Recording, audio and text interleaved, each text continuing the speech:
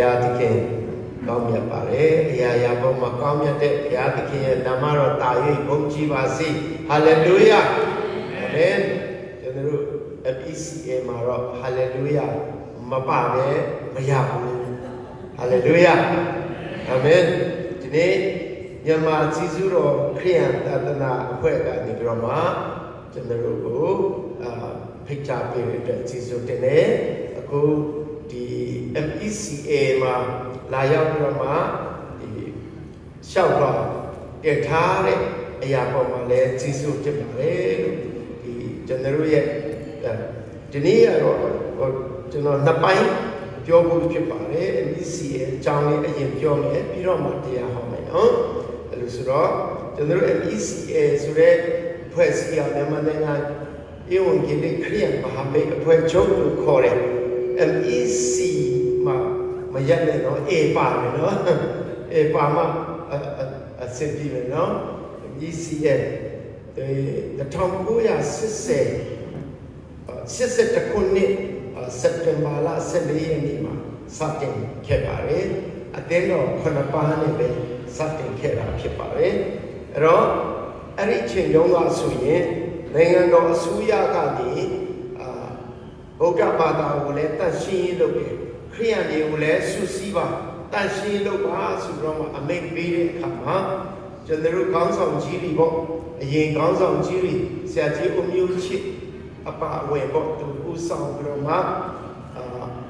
ကျွန်တော်တို့ဧဝံဂေလိအဖွဲ့တွေဟာ MCC တဲကိုဝင်ဖို့ကြိုးစားခဲ့တယ်ကဲကျွန်တော်တို့ဒီမှာအစိုးရကလည်းစုစည်းပါဆိုလို့ကျွန်တော်တို့ဝင်လာလို့ရမလားလို့တောင်းမေးကြည့်တဲ့အခါမှာ MCC ကသူ့ရဲ့ rule ထဲမှာဒီသူတို့အဖွဲ့ကနေပြီးတော့ခွဲထွက်သွားတဲ့အသင်းတော်ဟိုတမန်ဝင်လာလို့မရပါဆိုတဲ့သူတို့မှာ rule ရှိတယ်အဲ့ဒီအရာကျွန်တော်တို့ဧဝံဂေလိအဖွဲ့တွေတော်တော်များများကMCC အဖွဲ့ဝင်တွေကအဖွဲ့ထွက်တဲ့အသင်းတော်တွေဖြစ်တဲ့အတွက်ကြောင့်လက်ခံလို့မရပါဆိုတော့ညင်းပယ်ခြင်းခံရတဲ့အခါမှာနောက်ဆုံးတော့ဆရာကြီးကြီးစုစည်းပြီးတော့ကဲပါပဲဖြစ်ဖြစ်ကျွန်တော်တို့ကိုယ်တိုင်ဧဝံဂေလိအဖွဲ့ဖွဲ့ရအောင်ဆိုပြီးတော့မှMyanmar Evangelical Fellowship ဖွဲ့လာခဲ့တာဖြစ်ပါတယ်အဲ့လိုနဲ့လာပြီးတော့မှ2012ခုနှစ်ရောက်တဲ့အခါမှာနှစ်ပေါင်း30ကျော်ပေါ့အဲ့ဒီချိန်မှာကျွန်တော်ရှိမှ General Secretary 4ယောက်ဆရာကြီးဦးအောင်လှရှိတယ်ဆရာလှမြင့်ရှိတယ်ဆရာကြီး Matthew လှဝင်းရှိတယ်ဆရာကြီးဦးညွန့်လှရှိတယ်ဆရာကြီးဦးစင်လှ9ယောက်ကျွန်တော်ရှိမှGS 9ယောက်ရှိခဲ့ဘူးလေကျွန်တော်လက်ထဲမှာတော့2012ခုနှစ်မှာတာဝန်ကျွန်တော်ခေါင်းပခုံးပေါ်ကြာရပါတယ်အဲ့ဒီချိန်မှာတော့စည်ရင်းထဲမှာအသင်းဝင်ပေါင်း40လောက်တော့ရှိတယ်ဒါပေမဲ့တကယ်လှုပ်ရှားပြီးတော့တက်ဝင်မှုရှိတာနှစ်စဉ်ကြီးပေးတဲ့အသင်းဖွဲ့ကတော့18ပါးပဲရှိတယ်2012ခုနှစ်မှာကြံတဲ့အသင်းတော်တော်တော်များများကဆက်သွယ်လို့လည်းမရဘူးဖုန်းတွေကလည်းကျိုးဖုန်းဖြစ်တဲ့အခါမှာမရှိတော့ဘူးလိပ်စာတွေလည်းပြောင်းကုန်ပြီဆိုတော့ဘာပဲဖြစ်ဖြစ်အပန်း20လို့ပဲယူဆရအောင်ဆိုပြီးအပန်း20လောက်နဲ့ကျွန်တော်ပြန်ပြီးတော့မှစီယုံလိုက်တဲ့အခါမှာဘုရားကြီးစုတော်ကြောင့်ဒီနေ့ဆိုရင်ကျွန်တော်တို့ MECA လက်အောက်မှာအသင်းတော်ဂိုင်းကနနဲ့အသင်းတော်အဖွဲ့အစည်းပေါင်း250ရှိတော့ပါပြီဟာလေလုယာကျွန်တော်တို့မြန်မာပြည်မှာတော့အသင်းအဖွဲ့အများဆုံးဖွဲ့စည်းထားတဲ့ဖွဲ့စည်းကြီးလည်းဖြစ်ပါတယ်အာရှမှာလည်း26နိုင်ငံမှာရှိတယ်ကမ္ဘာမှာလည်း133နိုင်ငံမှာ WEA member ရှိပါတယ်လို့ပြီးတော့တစ်ဖက်မှာကမ္ဘာနဲ့ပြည်အခုမြန်မာပြည်မှာဆိုရင် MCC ကအရင်ကြီးတယ်ဒါပေမဲ့အသင်းတော်73ပါးပဲရှိတယ်ရှိတဲ့အသင်းတော်ကြီးကြီးတဲ့ခါမှာဥပမာနှစ်ချင်းတို့ Anglican တို့ Methodist တို့ Presbyterian တို့ဒါတွေအတင်းတော်ကြီးတွေပဲဒါမဲ့နဲအတင်းတော်ကြီးပြီမဲ့နဲတယ်ကျွန်တော်တို့ကအတင်းတော်ငယ်လေးတွေပဲဒါမဲ့များ150ကျော်ဖြစ်ပါတယ်လို့ကဘာနဲ့စာလို့ရှိရင် WCC ရှိတယ်ပြီးတော့ WEA ကကျွန်တော်တို့ Evangelical ပဲအဲ့ဒီမှာ WCC က1948မှာစတယ်WEA Evangelical အဖွဲ့က1848မှာစတယ်ဆိုတော့ WCC နဲ့ WEA compare လုပ်ကြည့်မယ်ဆိုရင်ဧဝံဂေလိအဖွဲ့ဒီနှစ်ပေါင်း100တိတိကြီးပါလေပြီးတော့အခုလက်ရှိမှာ WCC လက်အောက်မှာ member အားလုံးစုပေါင်းလိုက်တဲ့အခါမှာတန်ပေါင်း900ကျော်ရှိတယ် WEA လက်အောက်မှာရှိတဲ့ member အားလုံးပေါင်းလိုက်တဲ့အခါမှာတန်ပေါင်း600ကျော်ရှိတယ်အဲ့တော့တန်100လောက်ကြီးပါတယ်နှစ်ပေါင်း100လည်းကြီးတယ်အဲ့တော့ကဘာမှာခရိယန်အဖွဲ့အစည်းအားလုံးတည်းမှာတော့အကြီးမားဆုံးအဖွဲ့အစည်းက Evangelical အဖွဲ့ဖြစ်ပါတယ် Roman Catholic ကကြီးပြီးမဲ့တပါးပဲသူကအဖွဲ့အစည်းမဟုတ်ဘူးအဲ့လိုဖြစ်နေတဲ့အခါမှာဒါကျွန်တော်တို့ရဲ့အခြေအနေတွေနည်းနည်းတိပူပြီးတော့အခုလျှောက်လာတင်လိုက်တဲ့အခါမှာအစည်းအဝေးနှစ်ခါလိုတယ်အဲ့ဒီမတိုင်ခင်မှာတကယ်အဲ့ဒီလျှောက်ထားတဲ့အတင်းတော်တွေကိုသွားပြီးတော့မှစစ်ဆေးရတယ်အဲ့ဒါဒီနေ့ကစစ်ဆေးတယ်လို့သဘောတရားတော့စစ်ဆေးဖို့လာတာပါဒါပေမဲ့ဘာမှစစ်စရာမလိုပါဘူးအားလုံးကောင်းကြပါလေမျက်နှာလေးတစ်ကြပါပြီသွားလေးတိုက်ခဲ့ပါပြီအရင်လည်းလှလေးဝက်လာခဲ့ပြီဆရာတော်ကြီးလည်းလေးလေးဆဆနဲ့လေးစားပွဲကြီးကြီးငြင်းငြင်းပွဲဖြစ်ကုန်ပါပြီအသင်းတော်လည်းအကြီးကြီးမားမားရှိပါလေလို့ဟိုတခါတော့ငိမ့်ချရေးဆွေးနွေးပွဲတုန်းကကျွန်တော်တခါဒီအသင်းတော်ကိုလာဘူးပါတယ်မကြသေးပါဘူးကျွန်တော်တို့အဲ့ဒီနေ့ကကျွန်တော် FECA ရဲ့ရုံးခန်းဖွင့်ပွဲလုပ်တယ်ပြီးတော့မှဒီဘက်ကိုထပ်လာခြင်းဖြစ်ပါတယ်ကျွန်တော်တို့ရဲ့မြို့ရုံးခန်းဒီလည်းလိုက်တာရမှာရှိတယ်အဲ့တော့လိုက်တာရမြို့နယ်မှာရှိတော့အသင်းတော်တွေအားလုံးကပို့ပြီးတော့မှ FECA နဲ့နေဆက်ပါတယ်လို့ပြောချင်ပါတယ်အဲ့ဒါအပိုင်းတစ်လို့ပဲယူဆမယ်အဲ့ဒီကြားထဲမှာကျွန်တော်တို့ရဲ့မိသားစုအနေနဲ့ကဆရာမဆိုနီယာလျာနီဖြစ်ပါတယ်သူကလည်း FECA အမျိုးသမီးအဖွဲ့ရဲ့ဒုဥက္ကဋ္ဌခေါ်မှာပေါ့assistant director ဖြစ်ပါတယ်သူတို့ဆရာမမေပန်လင်းနဲ့လက်တွဲပြီးတော့မှနိုင်ငံရေးအရှုပ်ထွေးမရှိခင်မှာတော့တင်တန်းကြီးအများကြီးလုပ်တယ်ပြီးတော့နိုင်ငံခြားသားတွေလည်းဖိတ်တယ်အဲ့လိုပေါ့စီယုံကြီးအများကြီးဆင်းရပါတယ်ပြီးတော့မှအိမ်မှာတော့ကျွန်တော်တို့ orphanage လည်းရှိတယ်ပြီးတော့ international school Harmon International School ဆိုတာလည်းရှိတယ်ကျမ်းစာကျောင်းတော့ခုနဆက်ပြောသလို Union Biblical Seminary လည်းရှိပါတယ်လို့အဲ့တော့နေတာတော့မင်္ဂလာတော်မှာနေတဲ့သားသမီး4ယောက်ရှိတယ်သမီး2ယောက်သား2ယောက်သမီးအကြီးဆုံးကကျွန်တော်တို့နဲ့အတူရှိတယ်ကလေး1ယောက်နဲ့သမီးဒုတိယသမီးက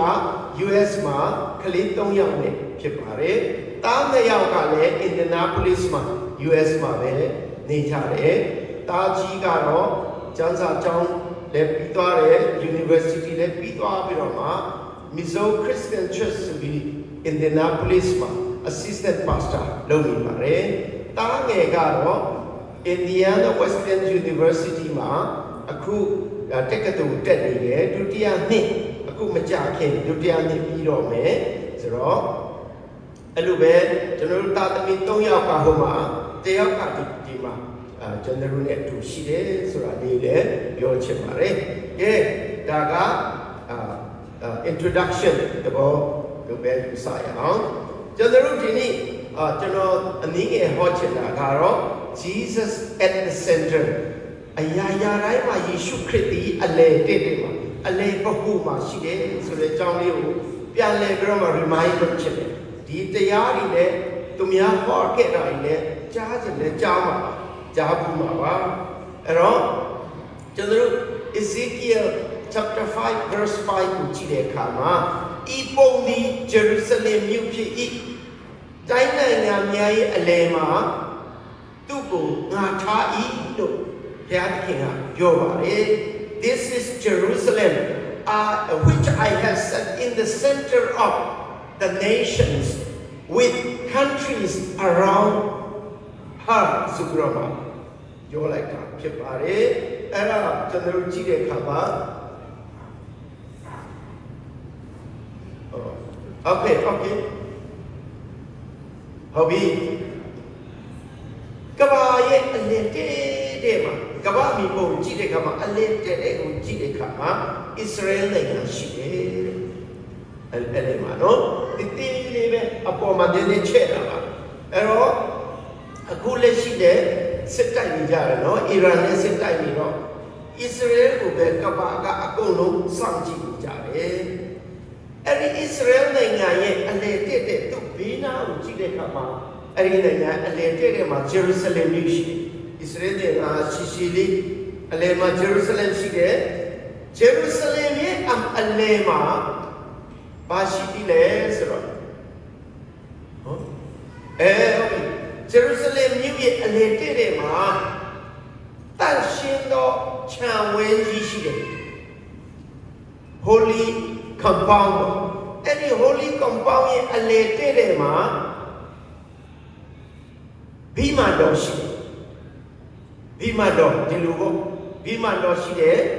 အဲ့ဒီဘိမာန်တော်ရဲ့အလယ်တဲ့ကိုကျွန်တော်ကြည့်တဲ့အခါမှာအဲ့မှာဘိမာန်တော်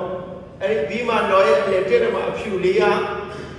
ဘိမာန်တော်ရဲ့တန်ရှင်းရာဌာနဆိုတာရှိတယ်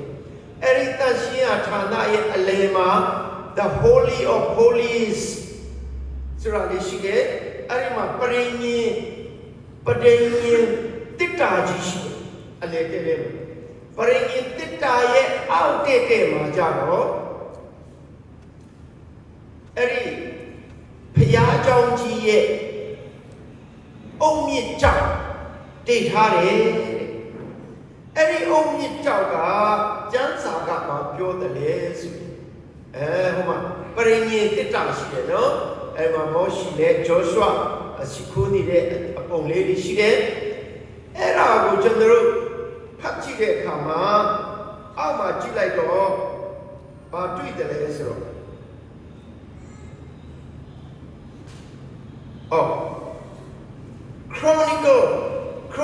Second Chronicle chapter 6 verse 11 မှာကြတော့ There I have placed the ark in which is the covenant of the Lord that he made with the people of Israel. ဣသရေလလူမျိုးတွေနဲ့ချုပ်ဆူထားသောပရိညင်စာပါသောတစ်တာကိုထိုနေရာ၌ငါထား၏လို့ဘုရားသခင်ကပြောပါတယ်ပရိညင်တစ်တာလည်းထားတယ်အဲ့ဒီပရိညင်တစ်တာရဲ့အောက်ကိုကြည့်တဲ့အခါမှာအခုကောရိန္သုပရမစာဆောင်အခန်းကြီး3အငယ်7ကိုကျွန်တော်ကြည့်တဲ့အခါမှာ For no one can lay any foundation other than the one already laid, which is Jesus Christ. ဘယ်သူမှအုံမြင့်ကျောက်ကိုထပ်မံပြီးတော့မှတည်လို့မရဘူးယေရှုခရစ်မှတပါးယေရှုခရစ်ကအဲ့ဒီအုံမြင့်ကျောက်ဖြစ်နေတယ်ဆိုတော့ကျမ်းစာကပြောနေတယ်ဒါဆိုရင်ကမ္ဘာအလယ်မှာဣသရေလအလယ်မှာဂျေရုဆလင်အလယ်မှာတန်ရှင်းရခြံဝင်းအဲ့ဒီအလယ်မှာဘိမာန်တော်အလယ်မှာတန်ရှင်းရဌာနအလယ်မှာပရိညင်တစ်တာရဲ့အောက်မှာကြောက်တုံးကြီးကသခင်ယေရှုခရစ်ဖြစ်တယ်ဆိုတာကောရိန္သုပရမစာဆောင်အခန်းကြီး6အငယ်7ကရှင်းလင်းကျွန်တော်တို့ပြောပါတယ်ဒါဆိုသခင်ယေရှုခရစ်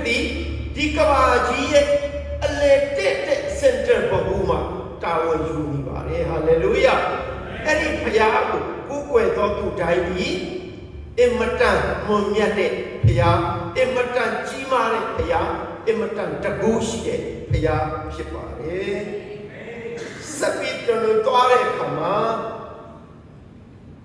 ကျွန်တော်တို့အခု ဘာလို့ဖြစ်နေတာလဲအောက်ကိုဆင်းမယ်โอเคဒီကျမ်းစာစချင်းတော့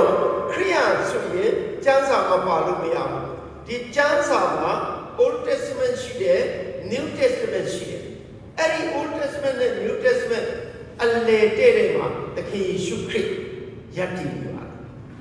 ဓမ္မဟောင်းအားလုံးကယေရှုကိုယေရှုပြီးတော့မှတွားနေတယ်ဓမ္မသစ်ကြတော့ယေရှုကနေတစ်ဆင့်ပွာလာတဲ့အရာဖြစ်တယ်ဒါကြောင့်ကျမ်းစာရဲ့အလယ်မှာလည်းယေရှုရှိတယ်ဆိုတာကျွန်တော်တို့ငြင်းလို့မရပါဘူးကျမ်းစာကတိမောသေဒုတိယစာဆောင်အခန်းကြီး3အငယ်16ကျွန်တော်ဖတ်တဲ့အခါမှာ all scripture is God breathed ကျမ်းစာအားလုံးဒါတွေအားလုံးဒီဘုရားသခင်မှုတ်သွင်းတော်မူသောအရာဖြစ်တယ်ဆိုတာကျွန်တော်ဤဝန်ကြီးလေးတွေကယုံကြည်ပါတချို့ခရိယာတွေကမယုံဘူးဒါမဖြစ်နိုင်ဘူးဒါလူရေးတဲ့စာထဲမှာပါပါတယ်ကျမ်းစာကတော့အမတန်မြင့်မြတ်ပါတယ်ဒါပေမဲ့ God breathe မဟုတ်တော့ဘူးတဲ့အဲ့လိုပဲတချို့ကတော့မယုံနိုင်ဘူးကျွန်တော်ဤဝန်ကြီးလေးအဖွဲ့ကတော့ဒီကျမ်းစာဒီဘုရားသခင်ပုတ်သွင်းသောစာအုပ် holiest of holies စာအုပ်လည်းဖြစ်တယ် full authority ရှိတဲ့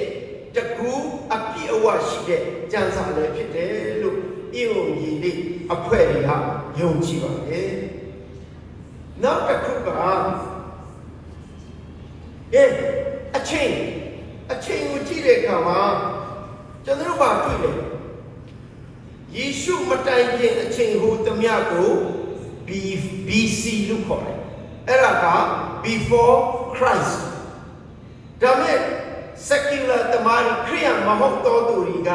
BCE လို့ခေါ်တယ်အဲ့ဒါကခရိယာမဟုတ်တော့စကားဖြစ်တယ်ဘာလဲ before common era တဲ့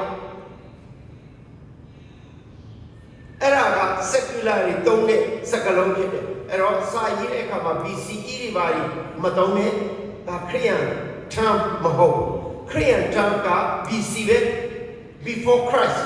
ခရစ်တော်မတိုင်ခင်နှစ်တည်းအားလုံးက BC ခရစ်တော်လာပြီးမှနှစ်တည်းအားလုံးကို AD လို့ခေါ်တယ် AD ဆိုတာက Anno Domini Anno ဆိုတာကခုနှစ် Domini ကဘုရားရဲ့ခုနှစ်ယေရှုခရစ်ရဲ့ခုနှစ်အဲ့ဒါကိုမြန်မာလိုခရစ်တက္ကရာလို့ခေါ်တယ်အတိတ်ပဲမတိကြဘူးတော်တော်များများလေခရစ်တက္ကရာဘယ်လောက်အဲ့ဒါ AD ကိုပြောတာယေရှုရဲ့ခုနှစ်ကိုပြောတာဖြစ်ပါတယ်ဒါဆိုရင် BC နဲ့ AD ရဲ့ကြားမှာယေရှုကရှိနေပြန်ပါပြီထိတ်မှမဟုတ်ဘူးနော်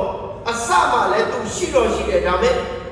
တကယ်ဒီလောကကိုကြွလာတဲ့အခါမှာ AD နဲ့ BC ဆိုတာခွဲလိုက်တာယေရှုပဲအလယ်မှာရှိပါလေဆိုတာကျွန်တော်တွေ့ရပြန်ပါပြီနောက်တစ်ခုကြည့်မယ်အသင်းတော်ကြီးရှင်မဿဲအခန်းကြီး16အငယ်18ကိုကြည့်တဲ့အခါမှာယေရှုကပေတရုကိုခေါ်တယ်ဟေးပေတရုလာမအောင်ပေတရုကသူ့Greek လို့ပေါ့ Petros အဲ့ဒီနာမည်က Petros ဆိုတာကြောက်တေးသေးလေးပေတရုတင်ဒီပေတရုဖြစ် you are the Petros ယေရှုကဘာဖြစ်လို့ပီတာရဲ့နာမည်ကိုထပ်ပြီးပြောတယ်လဲအတိတ်ပဲရှိတယ်ပေတရုမင်းကကြောက်တေးသေးလေး you are the Petros ကြောက်တေးသေးလေးဖြစ်တယ်ဒီကြောက်အကြီးပေါ်မှာPetra ပေါ်မှာငါအတင်းတော်မှာတည်မယ်လို့ပြောတယ်ကျွန်တော်မြန်မာလူကတော့အတင်းတော်ပဲပေတရုနဲ့ပီတာပဲအတိတ်ကနည်းနည်းလေးပေါ်တယ်တကယ် original Greek စကားရောလို့မရ you are the Petros I will build my church upon this Petra this rock rock ပါလဲမရှင်းဘူးချင်းမှလည်းမရှင်းဘူးမြန်မာမှလည်းမရှင်းဘူး Greek မှာရှင်းတော့ရောလို့မရဘူး Petra ဆိုတာကြောက်အကြီးကြီး the huge rock ယေရှုမှတပါအဲ့ဒီ Petra ဆိုတဲ့စကားလုံးသုံးလို့မရဘူးမသုံးဘူးဆိုတော့ I will build my church upon this Petra you are the Petros တင်ငါကြောက်တေးသေးလေးငါဒီကြောက်ကြီးပေါ်မှာငါအသင်းတော်ကတည်ထောင်မယ်လို့ပြောလိုက်တဲ့အခါမှာအသင်းတော်ရဲ့အလယ်မှာလည်းယေရှုရှိပြန်ပါပြီယေရှုမပါတဲ့အသင်းတော်အများကြီးတော့ဒီခေတ်မှာဒီတော့ဒီမှာကျွန်တော်ပုံမှာပြတယ်လို့ပေါ့အလယ်မှာယေရှုကားလိုက်နေရှိတယ်နော်အဲ့ဒါပုံစံသဘောတရားလာပါပဲပုံကလှလှရင်းနဲ့အထဲမှာသခင်ယေရှုမရှိတဲ့ဘုရားကျောင်းကိုရှိနိုင်တယ်သခင်ယေရှုခရစ်ကိုချီးမွမ်းတဲ့ဟာလေလုယာတန်လည်းတစ်ခါမှမကြားဘူးတဲ့ဘုရားကျောင်းကြီးလည်းရှိတယ်နော်လက်ခုပ်တစ်ခါမှမတီးတဲ့ဘုရားကျောင်းကြီးလည်းရှိတယ်နော်တချို့ခါရငင်းငင်းလေးလောက်တော့မလောက်ဘူးအဲ့လိုပဲဘုရားကိုလေချီးမွမ်းတာမရှိဘူးအဲ့ဒါရှိတယ်အဲ့တော့အသင်းတော်ရဲ့အလယ်မှာယေရှု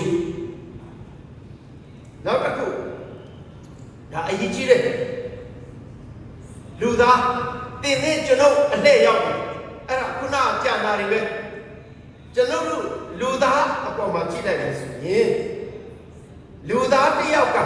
ကျွန်တော်တို့အကြားကြီးရှိတယ်စကားရှိတယ်မျက်စိနားရှိတယ် action ရှိတယ်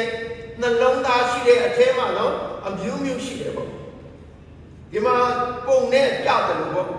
ဒီပုံလေးကိုကျွန်တော်ဒီလိုခောက်ကြည့်လိုက်တဲ့အခါမှာကျွန်တော်တတောင်ဆိုတာတပီခွဲခောက်လိုက်တဲ့အခါမှာအပေါ်မှာလဲတိုင်းလိုက်တော့တပီခွဲပဲအဲ့ဒါတပီခွဲအောက်ကိုဆင်းလိုက်အောက်မှာတော့ရှိတယ်အဲ့လိုဆင်းလိုက်တဲ့အခါမှာဘာထွက်လာတယ်လဲဆိုတော့ cross ထွက်လာတယ်အဲ့တော့ကားတိုင်းဆိုတာကလူသားတွေအားလုံးကဒီဝကားတိုင်းပဲဘုရားတခင်ဖန်ဆင်းတာအော်ကိုကောင်းတယ်နော်လက်ကတူလေးဆိုမလှနော်လက်ကရှိတယ်လူချင်းလက်ခါမှာတခါတည်းခောက်လိုက်ရင်အပေါ်နဲ့အောက်ကတွေအကုန်လုံးအတူတူပဲဖြစ်သွားတယ်ဒါပေမဲ့တခင်ယေရှုခရစ်ကအဲ့ဒီကားတိုင်းမှာလေဒီဘက်ချမ်းလေးမှာတွယ်ပြီးချက်ထားတာလားဒါမှမဟုတ်ကားတိုင်းဟိုအပေါ်မှာတော့ထိုင်တာလားဒါမှမဟုတ်ဟိုကားတိုင်းခြေရင်းမှာခြီထားတာလားမဟုတ်ဘူးကားတိုင်းကိုတခါရဲလက်ကလည်းကားပြီးတော့မှကားတိုင်းအလေတဲ့မှာသခင်ယေရှုခရစ်ကိုယ်တိုင်ဟာအသေးခံခဲ့တာတင်နဲ့ကျွန်တော်အတွက်အသေးခံခဲ့တာလက်ဝါးကားတိုင်းရဲ့အလေမှာလည်းယေရှုပါမှအတိတ်ပဲရှိတယ်နော်ဒါပေမဲ့အခုကျွန်တော်တို့ဒီ Protestant တွေကဒီလက်ဝါးကားတိုင်းမှာလူပုံပါပေါ့ရုပ်ထုမရှိဘူးမှန်တယ်အဲ့ဒါယေရှုတည်ပြီးရှင်ပြန်ထမြောက်ပြီတချို့အသင်းတော်တွေကလက်ဝါးကားတိုင်းပေါ်မှာယေရှုအသေးနေတယ်လက်ဝါးကားတိုင်းပေါ်ဘာမှမလုပ်နိုင်ဘူးသူကအသေးခံပြောဟိုမြင်မြုပ်ချင်းခံပြောရှင်ပြန်ထမြောက်တဲ့အခါမှာပါဝါကပြည့်စုံလာတာနော်ဒီပေါ်မှာလှုပ်လို့မရဘူးဘာဖြစ်လို့လဲတင်တဲ့ကျွန်တော်အတွက်သူကအတိခံရမှာတချို့ဒီနေ့ဒီတည်တော့မထသေးဘူးအဲ့ဒါကြောင့်ဟာလေလုယာတွေမရှိဘူးအဲ့ဒါကြောင့် power မရှိတော့ဘူး healing power တွေမရှိဘူးဖယားတခင်ကိုလက်ဟိုချီးမွမ်းတာမရှိသေးဘူးပဲချီးမွမ်းလို့မရသေးဘူးလေငိုးနေကြတယ် Friday မှာလေတချို့ဆိုယေရှုပုံကြီးခါရဲအောက်မှာထားပြီးတော့မှသွားနမ်းကြတယ်သွားနမ်းပြီးတော့မှနမ်းတဲ့အချိန်မှာကိုလိုချင်တဲ့စွတောင်းချက်တွေတောင်းပါတဲ့အလကားအဲ့ဒါတွေအကျဉ်းစာထဲမှာလည်းမပါဘူးသွားနမ်းမနေနဲ့သူများနမ်းပြီးသားသွားနမ်းလိုက်ယောဂတော့ကုနေတယ်နော်ဘီပူကုနေတယ်အဲ့လုံးဝမလုံးနဲ့အလေးပဲမရှိဘူးနော်ယေရှုခရစ်ကလက်ဝါးကားရရဲ့အလေတက်တဲ့ညီ နေရာယူထားတယ်လေဝါကားတိုင်းနဲ့တူတဲ့တင်နဲ့ကျွန်ုပ်ရဲ့ခန္ဓာကိုယ်မှာလည်းအလေတဲ့ကိုသူကလူချင်းတယ် My son give me your heart Proverbs 23:26 ကိုကျွန်တော်ကြည့်တဲ့အခါမှာငါသားငါသမီးတင်းရဲ့နှလုံးသားကိုငါ့ကိုပေးပါတဲ့ဘုရားသခင်တောင်းတယ်နှလုံးသားတောင်းတယ်နော် My son give me your shoulder လို့မပြောဘူးနော်ပခုံးလို့ပြောလိုက်ရင်ပခုံးနဲ့တစ်ချိန်လုံးကိုက် Give me your ဒီတတောင်လေး elbow ဆိုတစ်ချိန်လုံးတစ်ခါတည်းတော့တစ်ချိန်လုံးကိုက်မှာမကောင်းဘူး Give me your knees ดูတောင်းလိုက်ရင်တစ်ချိန်လုံးဘောလုံးကလည်းခမလဲရောယေရှုရောဆိုခါတဲ့အနားမှာနေရမှာမဟုတ် Give me your head လို့လည်းမပြောဘူးတော့ဘာဖြစ်လို့လဲအုံနောက်ထဲမှာအုံနောက်ကအပြင်းမြန်လို့နဲ့ယေရှုနေရာမရဘူးအခုစဉ်းစားကြည့်လေအမေရိကရောက်ပြီးပြန်ရောက်ပြီးတက္ကသိုလ်ကြီးကိုပတ်နေပြီတရုတ်ပြည်ရောက်တယ်ပြန်ရောက်တယ်မြန်မှမြန်ဒီအုံနောက်ထဲမှာယေရှုကနေရာမရထိုင်လိုက်ယေရှုထိုင်ဖို့ကြိုးစားတော့ကျွန်တော်တို့အတွေးရဒီလိုဖြစ်နေတော့ယေရှုနေရာမရအဲ့တော့ဘယ်နေရာကောင်းတယ်လဲဆိုတော့အလေတဲ့ကိုကောင်းတာဒါအလေမဟုတ်ဘူးဒါပဲ By the way ဒီမှာဒါလီယာတချို့အဖွားကြီးတူကကျွန်တော်ဒါလီဆောင်းလိုက်တော့အဲ့ဒါ Roman Catholic မဟုတ်ဘူးလားတဲ့ No Roman Catholic နဲ့မဆိုင်ဘူးသူတို့ဆောင်းရင်ဆောင်းပါစေဒါကဂျူးနဲ့ဆိုင်ကျွန်တော်တို့ January လဘုရားစီဆိုတော့ကြောင့်ကျွန်တော်လင်မယားည Israel ခဏတပတ်ပါမိတယ်ပြန်လာပြီးမှအခုစစ်ဖြစ်ပြီးတောင်းလို့မရတော့ဘုရားသခင်တန်းဖွင့်ပေးတယ်အဲ့တော့အဲ့ဒီမှာသူတို့ကစုတောင်းတော့မယ်ဆိုဘုရားဝတ်ပြုတော့မယ်ဆိုဒါလေးစောင့်ထားတာဒါဂျူးအတွက်မဟုတ်ဘူးလားဟုတ်တယ်ကျွန်ုပ်တို့တွေလည်းယေရှုကိုယုံကြည်သောအဖြစ် we are the new Jew ကျွန်တော်တို့ဒီအသစ်သောဂျူးလူမျိုးဖြစ်တယ်ယုံကြည်ခြင်းအဖြစ်ဒါကြောင့်ကျွန်တော်ဒီဟာတတ်လို့ရတယ် Roman Catholic မဟုတ်ဘူးเนาะအဲ့ဒါလေး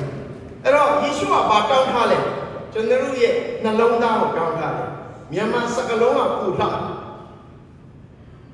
တဲ့ရဲ့အသေးနှလုံးကိုပြီးပါအသေးထည့်ထားမြန်မာစကားလုံးမှာနိလူတရားကိုလေချစ်ရေးသွားဆိုတဲ့ခါမှာလေနင်းကိုလေငါအသေးနှလုံးလေးအချစ်တာအယံပြည့်စုံအသေးလွဲရင်နှလုံးကကြံနေတယ်နှလုံးလွဲရင်လည်းအသေးကကြံနေတယ်အဲ့တော့တစ်ခုမဟုတ်တစ်ခုမလွဲနိုင်တော့အဲ့တော့လူတယောက်ကအမျိုးသမီးနော်ဒါအတူတူကောင်မလေး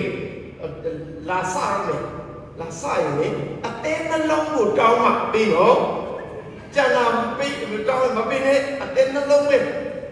နင်းအသေးပဲကြိုက်ဟာလားအဲ့ဆိုနှလုံးမပိုင်အသက်မရှိဘူးတခါတည်းနှလုံးပဲပြီးပါဆိုအသက်ပဲလိုချင်တယ်အသေးမလိုချင်ဘူးလားဆိုမဟုတ်ဘူးနှစ်ခုစလုံးတဲနှလုံး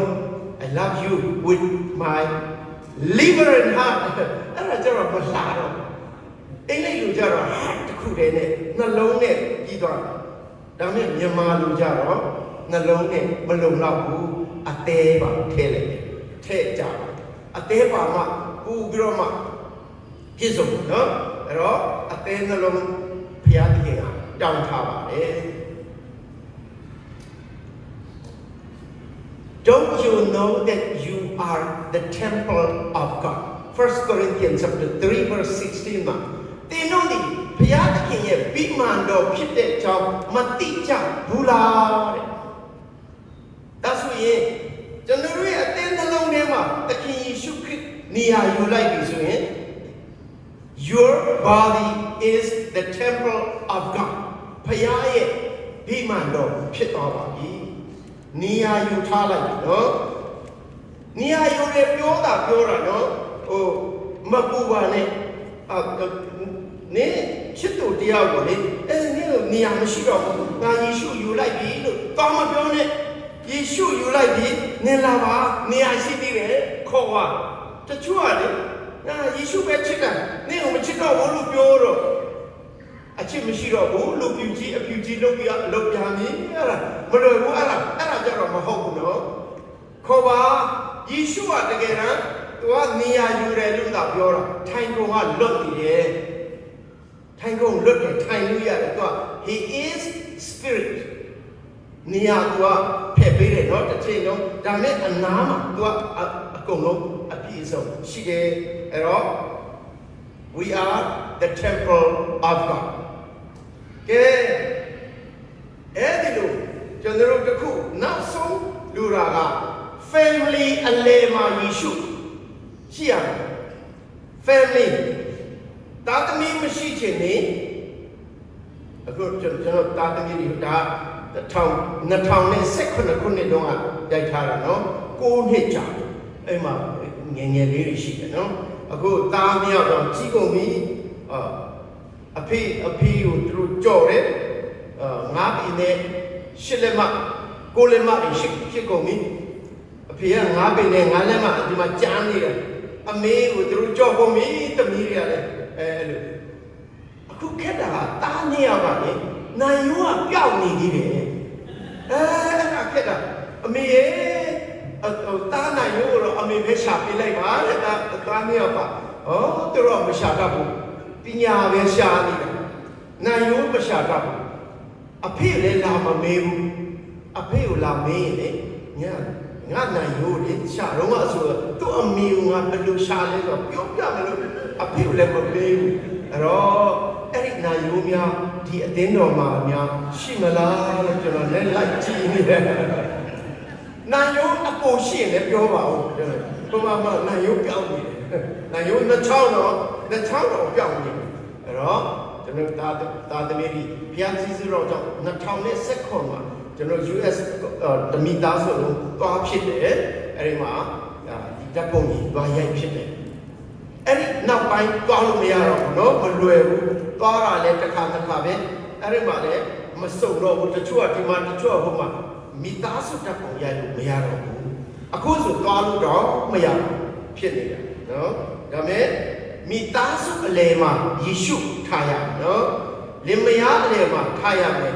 သမီးကြီးစားအလယ်မှာယေရှုထားလိုက်ပါအကုန်ဆင်ပြေတယ်ယေရှုကနေရာမယူဘူးနော်သူကစုပေးတာလည်းရှိတယ်စုစေးပေးတယ်ယေရှုကငါယူလိုက်ပြီဆိုပြီးကြံတာမဖယ်နဲ့ကြံတာလည်းယူလို့ရပြီလေယေရှု plus ရတယ်နော်အဲ့လိုမဟုတ်ရင်လူပြူကြီးဖြစ်ကုန်မှာအဲ့ဒါကြတော့လေဘုရားသခင်က go and multiply ဆိုတဲ့မိန့်တော်နဲ့မခိုက်တော့ဘူးနောက်ဆုံးကြတော့ဘာဖြစ်သွားသလဲယေရှုကိုအလယ်မှာထားသောအရာကိုတမျှသည်အေသင်ဥယျာဉ်ကဲ့သို့ပြည့်စုံအဲ့ဒီမှာရံဖြစ်ခြင်းမရှိတော့ဘူး